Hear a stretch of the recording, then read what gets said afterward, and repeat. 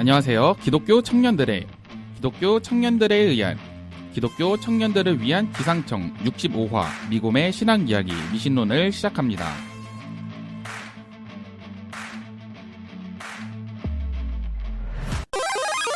그럼 본격적으로 미신론을 시작하겠습니다. 오늘 미신론은 사도신경에 대해서 이야기를 해보도록 하겠습니다. 갑자기 힘들어하시는 것 같은데. 저는 고개를 절레절레 많은 고민을 하고 왔습니다. 아, 그래요? 네, 대부분의 교회가 사도신경으로 예배를 시작하는데요. 여러분들도 예배 직전에 사도신경 하시죠? 네. 두 분께 질문을 드리는 네. 겁니다. 혹시 무슨 생각하시면서 사도신경을 하셨나요? 저는 이제 그 사도신경을 하면 이제 예배를 본격적으로 시작을 하는구나 하고 마음을 좀 다잡는 것 같아요. 이제 뭐 예배 전 찬양도 있고 그런 것들이 이제 다 예배가 아닌 건 아니지만 딱 사도신경 딱 그거를 시작을 하면 몸가짐이나 마음가짐이나 다 경건해지고 이제 그런 느낌이 들고요. 사실 어렸을 때 교회 학교에서 이제 사도신경 암송하고 이제 그렇게 배우면서 되게 이제 사도신경이라는 게 저는 되게 익숙하고 당연한 것이라는 생각을 했었는데 요즘에 안 하는 교회가 많이 있다고 하니까 사실 이 사도신경에 대해서 다들 느끼는 게 다를 것 같아요. 저는 사도신경을 요즘 좀 안 한 지 오래된 것 같아요. 저희는 바로 이제 찬양 인도로 이제 시작을 하는데 예전에는 저희가 이제 좀 목회자분이 여러 번 바뀌시긴 했는데 청년부도 근데 저번에 전도사님 지금의 청년부 목사님 말고 그 전에 이제 전도사님으로 저희 교역자가 청년부 교역자가 왔었는데 그때는 이제 사도신경으로 약간 예배 형식이 바뀌다가 지금 새로운 청년부 이제 목사님으로 오신 분으로 오신 뒤부터 사도신경 없이 그냥 이제 시작을 예배, 찬양으로 시작을 하고 마지막에 축도로 하고 이런 식으로 끝내는 걸로 하고 있어요. 그러니까 이게 사실 지금 코알님 다니시고 있는 교회가 카이캄이잖아요. 독립교회 선교단체. 그래서 아마 그분이 공부하고 했던 데가 침례교가 아닐까라는 생각이 드네요. 왜냐면 근데 지금 곧 담임 목사님 다시 생기시잖아요. 사실 저번 주에 이제 확정이 됐습니다. 그래서 생기시고 나면 또 변화가 있을 수도 있겠다 싶고요. 그럴 것 같아요. 그리고 YQ채님이 오늘 못 오시긴 했는데 준비를 해주셨어요. 그래서 제가 YQ채님이 답변으로 남겨놨던 거를 다는 아니고 가끔씩 읽어드리려고 하는데요. YQ채님 제 이 목소리 어떻게 해야 되죠? 안녕하세요. 비슷해. 저희 그냥 읽어볼게요. YQ채님의 교회는 사도신경과 주기도문을 안 한대요. 다른 교회 예배 가끔씩 드릴 때 사도신경 할 때가 있는데 그럴 때마다 그냥 빌라도가 병신 같은 상태로서 2000년 넘게 사도신경에 실려서 고통받는구나 라고 생각을 했대요. 근데 주기도문을 안 하는 거는 많아요. 보통 교회 목사님이 인도하는 거는 축도로 끝내고 보통 전도사님들은 축도를 못하니까 주기도문을 마치는데 사도신경 안 하던 때는 이단들은 많이들 안 하고 그리고 침례교가 그나마 이 정상범주 안에 있는 교단 중에서는 안 하는 걸로 알고 있어요. 그래요. 그러면은 지금까지 지식적으로 사도신경을 어떻게 알고 계셨어요, 두 분은? 그냥 말 그대로 사도들의 신앙 고백이라고 알고 있습니다. 저도 비슷하고 어떻게 보면 기도하는 약간 방법을 이제 처음 알게 되는 약간 그런 우리가 약간 기도하는 약간 좀 가장 기초적인 이제 가져야 될 자세 그냥 마음속으로 약간 그렇게 생각을 하면서 사도신경을 했던 것 같아요. 우리가 드리는 그동안 뭐 두 분도 어쨌든 교회를 다니신 지가 꽤 됐는데 사도신경에 대해서 뭐 목사님이나 전도사님이나 아니면 뭐 성경 공부 모임이나 이런 데서 들어본 적 있으세요? 있어요. 저 들어본 적이 있고 그때 이제 들었죠. 이제 사도들이 작성을 한 것이 아니고 전달에 내려온 그때 이제 뭐 들은 지식이 조금 있는데 앞으로 얘기할 거니까 포알님은요? 저도 사실 들은 것 같은데 사실 저는 잊어버렸습니다. 지금 깜짝 놀란 게 다음 질문이 이어졌나요? 네. 제가 다음으로 하는 게 사도신경에서 사도는 말 그대로 그 사도들이고 신경은 뭐 신념, 신조 뭐 이런 거를 기록한 글이다 이거고 그래서 정말 사도들이 작성한 걸까요? 다음 질문이거든요. 근데 이미 말씀을 하셔서 말아먹었네요. 감사합니다. 아니에요. 우선 처음에는 교회들마다 신앙 고백이 있었대요. 그 예수님이 하늘 올라가시고 네. 그러다가 한 150년 경에 고대 로마 신조로 사용하던 것이 현재 우리가 하고 있는 사도신경이랑 가장 비슷하대요. 그때 많은 교회들이 신앙 고백하던 것 중에서 고대 로마 신조라는 게 지금의 형태랑 굉장히 유사하다. 그래서 여기서 시작되지 않았을까 싶고 그리고 계속 종교 회의를 통해 다듬어졌는데 뭐 325년에 니케아 회의, 이케아 아니고 니케아 회의고요. 그래서 그리고 381년 콘스탄티노플 회의, 그리고 431년 에베소 회의, 451년 칼케 회의에서 조금씩 다듬어진 거예요. 그러니까 이렇게 계속 종교 회의가 있었는데 그때마다 이 사도신경을 계속 조금씩 이건 좀 수정하고 이렇게 수정하고 이렇게 한 거예요. 그 후 한 5세기에서 6세기부터는 세례문답에 사용이 됐대요. 네. 그러니까 이게 우리도 세례할 때 세례문답 하잖아요. 그거를 네. 사도신경을 사용을 했고 8세기에 수도사 피르미니우스가 이게 정리를 한 거예요. 완전히. 그리고 나서 9세기에부터는 초신자 교육에 사용이 됐대요. 사도신경 이렇게 하면서 우리는 이걸 믿고 뭐 이렇게 이런 식으로 한 거죠. 12세기에는 아예 로마 카톨릭 교회 공식 신조로 정착이 되었다고 해요. 그리고 현재 우리도 신앙 고백으로 사용 중에 있죠. 네.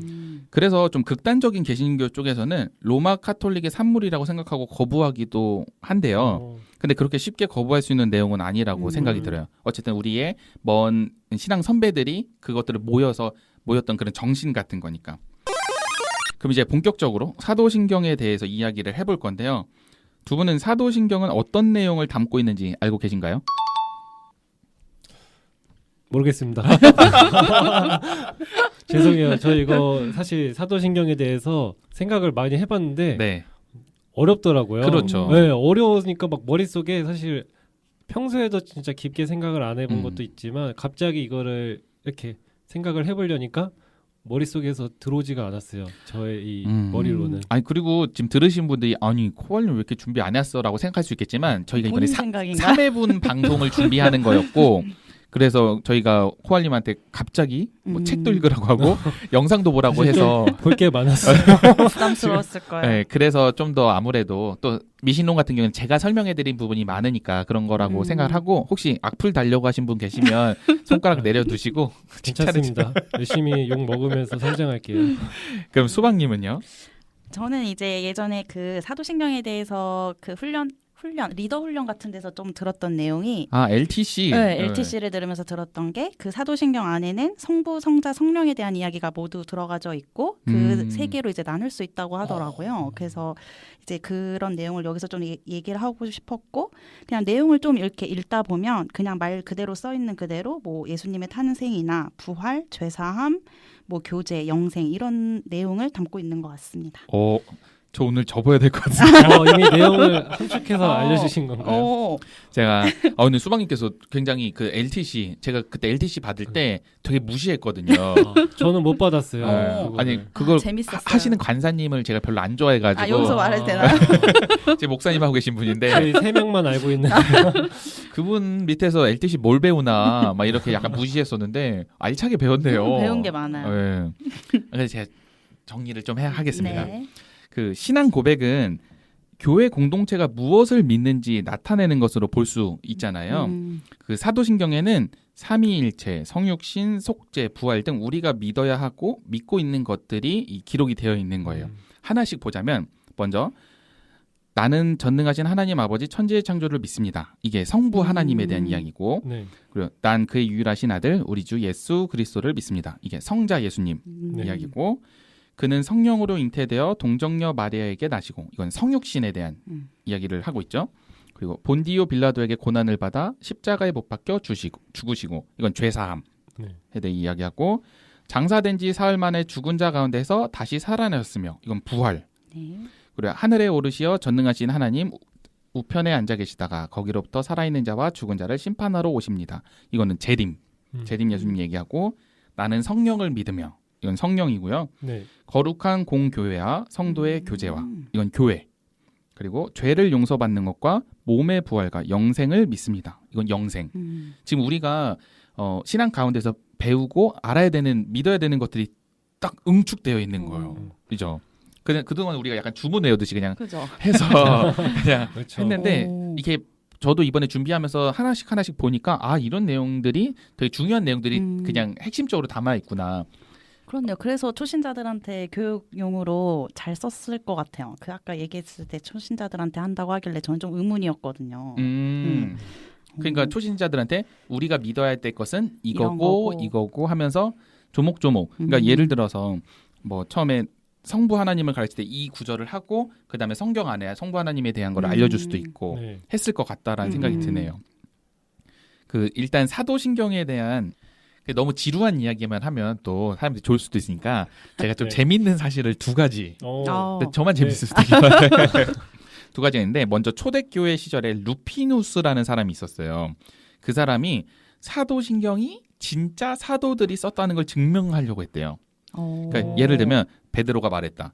나는 전능하신 천지의 창조주 하나님을 믿습니다. 그리고 뭐 야곱이 말했다. 그는 성령으로 잉태되었고 동정녀 마리아에게 출산했다. 요한이 말했다. 본디오 빌라도에게 고난을 받고 이런 식으로 증명을 하려고 했는데 아니었고 근데 이 사람은 사도성을 좀 강조하기 위함이었던 게 아닐까라고 추측을 한다고 하더라고요. 그러니까 의도가 좋았던 거예요. 사도들이 한 말을 다 합쳐서 이 사도신경 자체는 왜냐하면 초대교회면 이제 사도들이 거의 사라지고 거의 다 고난 받아가지고 거의 다 순교했잖아요. 그 이후에 이제 그 사도성을 이어가기 위한 좋은 의미였지 않았을까? 좋은 시도였다. 평가를. 네. 근데 아니었지만 괜찮았다라는 거고 두 번째는 그 사도신경의 공인 본문이 있어요. 우리나라 버전 말고 원래 버전. 근데 거기에 예수님께서 음부 즉 지옥에서 내려가사라는 문구가 있어요. 그러니까 우리가 알고 있는 죽은 자 가운데서 다시 살아나셨으면 이 부분이 지옥에 갔다가 음부에 내려갔다가 올라오셔서 이런 부분이 원래 원문에 있는 거예요. 근데 한국 교회가 공인한 사도신경에는 이 구절이 빠져 있는 거예요. 왜 그랬을지 좀 궁금하지 않나요? 이유가 있나요? 이유가 있겠죠. 한국 교회에서 왜냐하면 그 지옥이라는 개념 자체가 한국에서 받아들이기가 좀 그런가 막 이런 생각을 할 수도 있으니까 처음 들어봤나요 지금?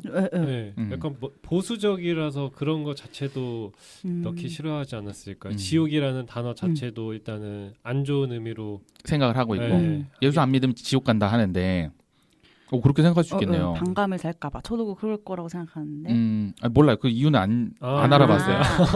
예. 그냥 그 팩트만 있고 왜냐면 안티크리스찬들이 이거에 대해서 많이 걸고 넘어진대요. 분명히 원래는 이런 건데 왜 한국 교회는 구라로 가르치고 있냐 막 이렇게 하면서 그분들 대단하네요. 거기까지 알고 그러니까. 오히려 더 깔려면 열심히 공부하거든요.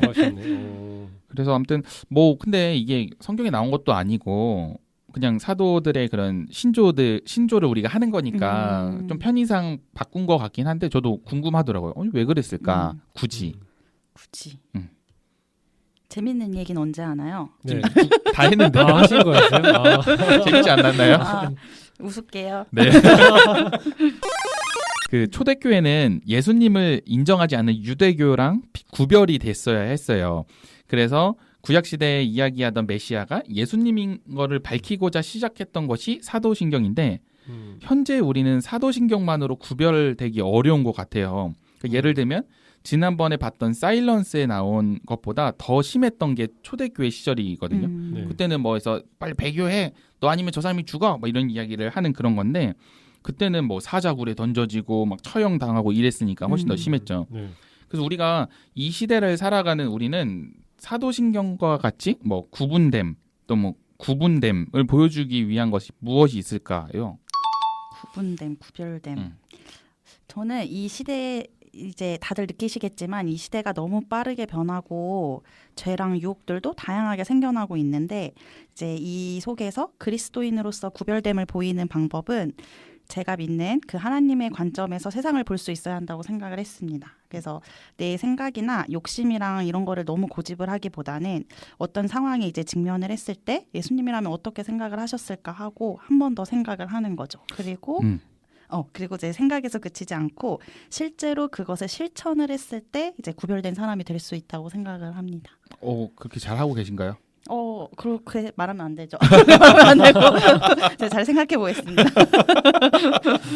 어렵죠. 그거는 진짜 너무 어렵고 그리고 구별되고 싶지만 이제 너가 이제 구별된 사람이다라고 저는 그렇게 평가를 받을지도 사실 의문이에요. 그래서 그렇게 하고 싶은 소망만 있을 뿐입니다. 저도 아까 수박님이 얘기해 주신 것처럼 딱 하나 생각난 거는 저는 이제 행동 그게 생각이 많았는데 근데 제가 그냥 예전에 말씀을 깊게는 아니고 짧게 공부하면서 어떤 분하고 얘기를 나눴을 때 먼저 행실을 나타내기 전에 내면에 약간 변화가 먼저 필요하다고 했는데 이게 외적인 변화, 내적인 변화였는데 내적인 변화에서 이제 어떻게 보면 그때 이제 제가 성경 말씀 어딘지는 까먹었지만 이제 하나님과 이제 예수님과 그 열매 이제 열매에 대한 내용이었어요. 그때 이제 우리가 그 열매를 맺기 위해서는 이제 보통 전도도 하고 이제 여러 사역을 하고 교회 안에서의 그런 행동적인 변화가 나타나는데 근데 그걸 나타나기 전에 먼저 내적인 변화에서 먼저 그 하나님과의 관계가 먼저 구별돼야 된다고 그렇게 표현을 하긴 했는데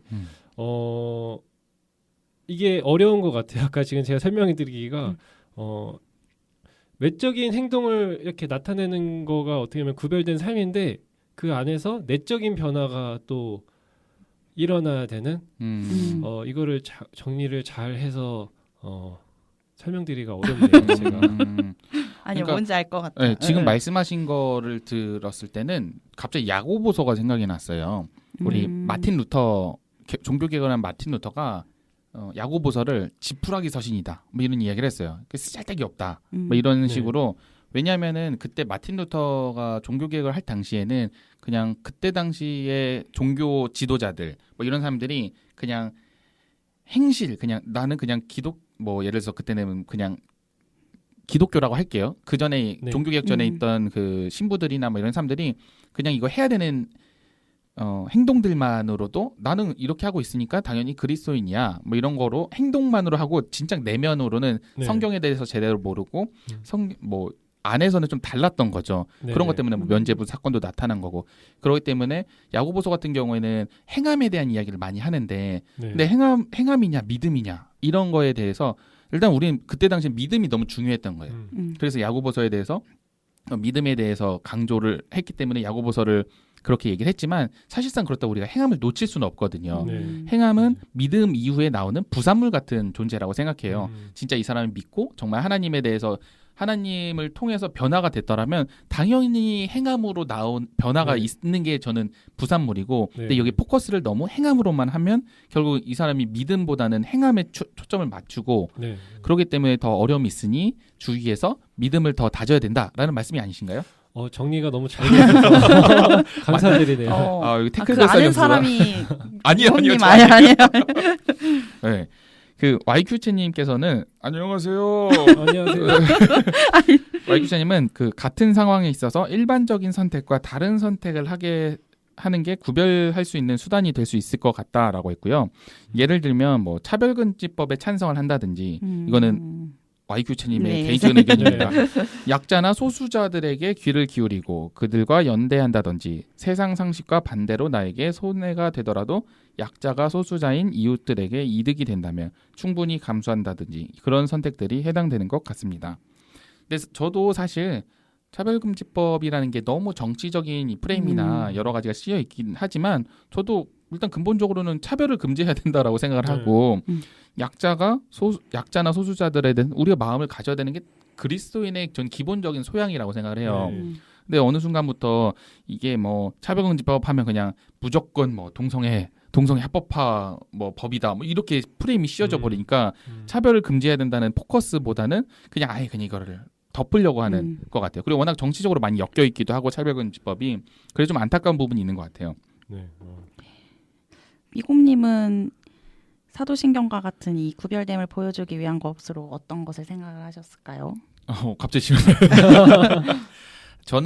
저도 근데 다 말씀하시는 거랑 비슷한 것 같아요. 어쨌든 어떤 거를 선택을 할 때 이것이 정말 하나님께서 원하시고 내가 그리스도인으로서의 선택하는 것이 맞나. 근데 아까 제가 왜 수박님께 되물었냐면 어렵더라고요. 그게 너무. 맞아요. 그때 순간마다 하나님을 뭐 이렇게 생각하면서 그래 내가 손해를 보더라도가 쉽지가 않아요.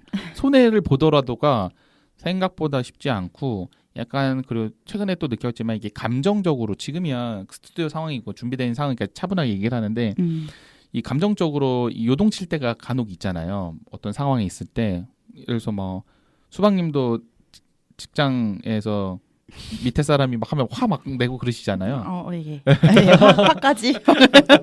뭐 그런 것처럼 이게 그럼에도 우리가 늘 예수님 닮기 원하고 그런 것들을 생각하면서 살고 싶다라고 노력하는 것 자체가 사실 우리가 그리스도인다운 게 아닐까 싶습니다.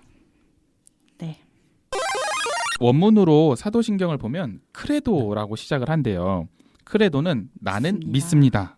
라고 이렇게 선포하며 시작되는 거거든요. 그러니까 우리가 예배를 시작할 때 너무나 당연하게 하던 신앙 고백이 아닌 믿음으로 선포하며 시작하는 신앙 고백이 됐으면 좋겠다라는 마음으로 오늘 사도신경을 준비를 했거든요. 이게 선포할 수 있겠습니까? 뭐 아멘이라고 해야 되나요? 깜짝 놀라는. 아니 그리고 이거를 사실 이야기할까 말까 해서 저도 잘 이해는 안 가는데 이 신경이라는 말이 라틴어로 패스워드 뭐 이런 뜻이래요. 패스워드요? 우리 비밀번호. 네. 그래서 이 사도신경이 되게 유명하신 목사님이 설교로 말씀하신 건데 이게 너무 어거지 아닌가? 이런 생각을 하면서 안 할까 하다가 갑자기 생각이 났는데 패스워드래요. 그래서 우리가 이 사도신경을 하는 것이 하나님한테 하나님 저 이제 하나님 곁으로 들어갈게요. 하나님이 계신 방으로 들어갈게요. 요즘에 우리가 어디 문을 들어가든 건물을 들어가든 비밀번호를 알아야지 들어가잖아요. 맞아요. 비밀번호를 모르면 아무리 해도 당연히 안 들어가지고 들어갈 수 없는 건데 이 사도신경이 그런 것처럼 그곳에 들어갈 수 있는 비밀번호 같은 거라고 설명을 하시더라고요. 그래서 좀 어거지 같아서 이거 기상청에서 말하기 좀 그렇긴 한데 싶은데 갑자기 생각이 났네요. 근데 어떤 의미인지는 알겠어요. 네, 그렇죠. 갑자기 사도신경 너무 어려워지는데.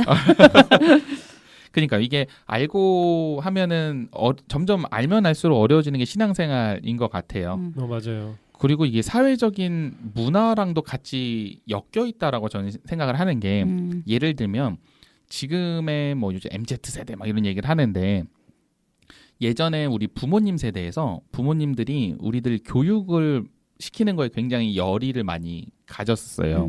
지금도 마찬가지고. 네. 근데 부모님들이 열의를 왜 갖췄냐면 예전에는 길이 명확한 거예요. 예를 들어서 얘가 공부를 시켜서 뭐 수능 몇 등급이 나오면 어느 대학을 가고 그 대학을 나오면은 뭐 대기업이나 뭐 어디 취업을 하고 그렇게 해서 대기업 취업하면 돈 많이 벌고 결혼해서 아기 낳고 이게 되게 답이 보이는 길이 있던 시절이었어요. 그때는. 네.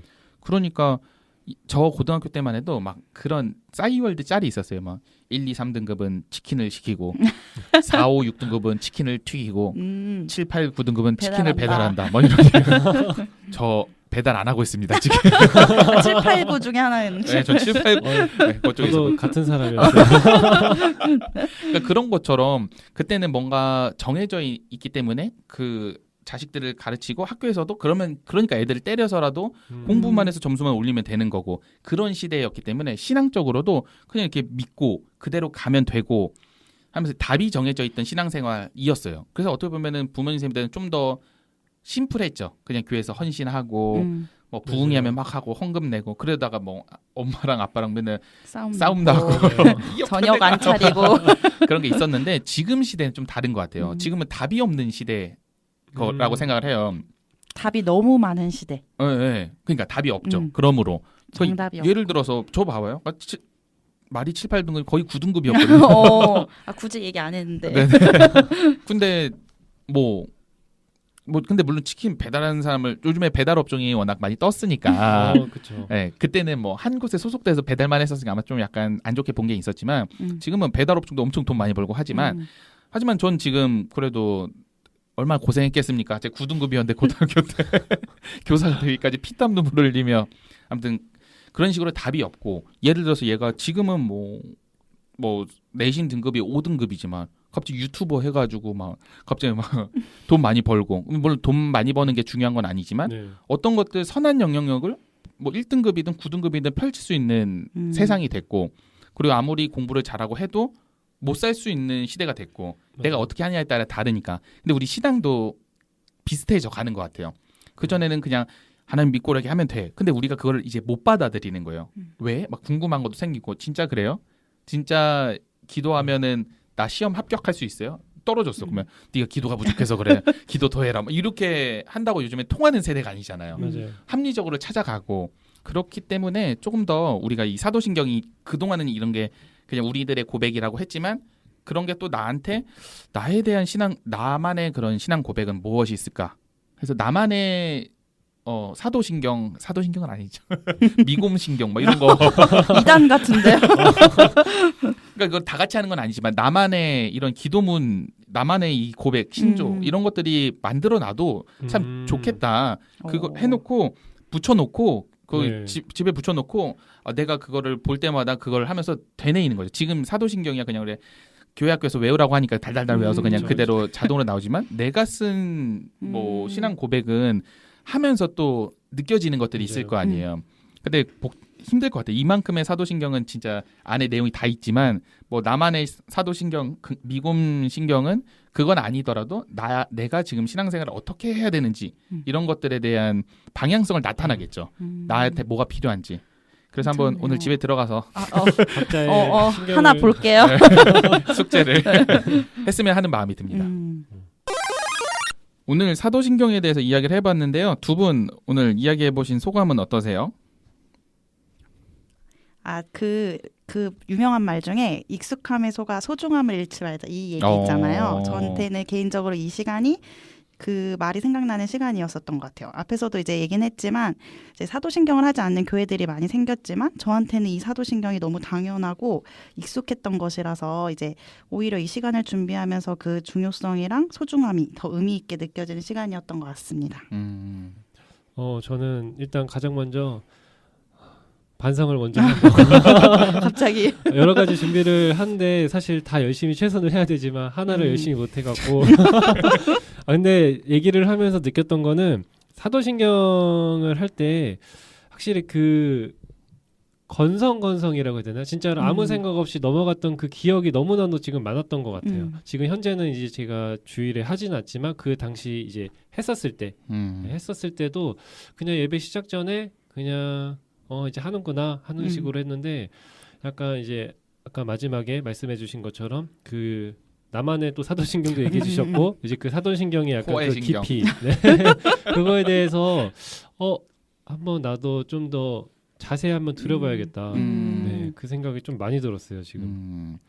그 안 하는 교회들이 생겨난다고 하는데 많지는 않고요. 사실 그러니까 제가 그때 교단 특집에서 했던 거는 침례교는 개인의 신앙, 개인의 고백을 중요하기 때문에 그런 전체의 이런 신앙 고백인 사도신경을 하지 않는다라고 알아봤었는데 그때 마르타님께서 얘기해 주실 때는 그 마르타님은 침례교를 다니시니까 거의 목사님께서는 어쨌든 침례교 예배에서는 그 성경에 나오는 예배 형식의 사도신경 이게 없기 때문에 안 하는 거다라고 설명을 해주셨대요. 근데 어쨌든 둘 다 맞을 수도 있는 것 같고, 근데 그럼에도 침례교는 사도신경을 거부하거나 부정하는 건 아니긴 하거든요. 예배 때 하지 않은 것뿐이고, 저는 이 사도신경을 준비를 하면서 사실 저도 두 분이랑 크게 다르진 않았어요. 저도 사도신경에 대해서 잘 몰랐고 미신론을 준비하면서 저도 항상 제가 배워가면서 하는 거기 때문에 좀 뜻깊은 시간이었기도 하고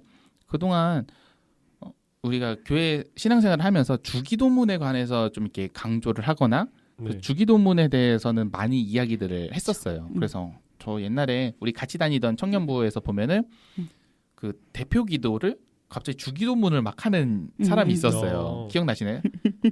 그 최땡 뭐 형이 있었는데 네, 기억납니다. 근데 그 형이 무슨 마음으로 저렇게 대표 기도를 주기도문을 하는지 알겠더라고요. 저는 어쨌든 하나님 예수님께서 가르쳐 주시는 우리 기도 방법이고 그래서 뭐 한쪽 마음은 근데 대표 기도는 또 그런 건 아닌데 뭐 이런 생각도 하긴 했지만 그런 마음으로 우리가 주기도문 같은 경우는 굉장히 정해져 있고 예수님께서 가르쳐 주신 그런 거 해서 더 강조를 했었는데 사도신경은 좀 더 상대적으로 우리가 이렇게 좀 소홀했던 게 맞지 않을까? 그리고 지금 저희 방송을 들으면서 그럼에도 나는 사도신경 별로 중요하지 않아 라고 생각하는 사람도 있을 수는 있을 것 같아요. 이게 좀 개인의 신앙차도 있으니까. 그래도 많은 대부분의 분들이 사도신경에 대해서 정확히 알지 않았을 거라고 생각을 하고 좀 유익한 시간이 되셨으면 좋겠습니다. 유익했습니다. 네. 아니 어느 순간부터 미신론이 재미없고 처음에 죄송합니다. 처음에는 물음표를 많이 던졌었거든요. 교회를 가야 되나, 돈을 많이 맞아요. 벌어야 되나 하다가 그래서 좀 방향을 좀 틀어서 뭔가 이렇게 알려드리고 이러는 방식으로 바뀌었는데 또 이거는 또 어떻게 느껴지시는지 좀 우리 댓글로 알려주시면 감사하겠습니다. 부담 주시네요. 아니요 그냥 생각이 궁금해요. 왜냐면은 제가 지금까지도 오늘 연수를 하면서 줌으로 이렇게 조별 모임을 하는데 아무도 대답을 안 하는 거예요. 눈치 싸움을 하는 거예요. 저 여기서 먼저 말을 하면 내가 조장이 되겠구나. 여기서 내가 뭔가 의견을 내면 조장이 되겠구나. 그걸 참지 못하고 제가 결국 했다 조장이 됐거든요. 크리스찬이시네요. 네, 그래서 저희가 지금 방송으로 어쨌든 방송은 좀 일방적으로 말씀을 드리는 거기 때문에 네. 댓글로 의견을 남겨주시는 게 뭔가 쌍방으로 이렇게 소통할 수 있는 것 같아가지고 그래서 자꾸 저희가 댓글을 알려달라고 하는 겁니다. 그런 게 아니면 저희 마음대로 또 떠드니까. 두 분도 댓글 달아주실 건가요? 뭐 댓글 이벤트 같은 거 있으면 많이 달 것 같은데요. 아 이거 너무 속물적인 거 아닙니까? 아니 없던 걸로 하겠습니다. 알겠습니다. 한번 고려해 보도록 하겠습니다. 네.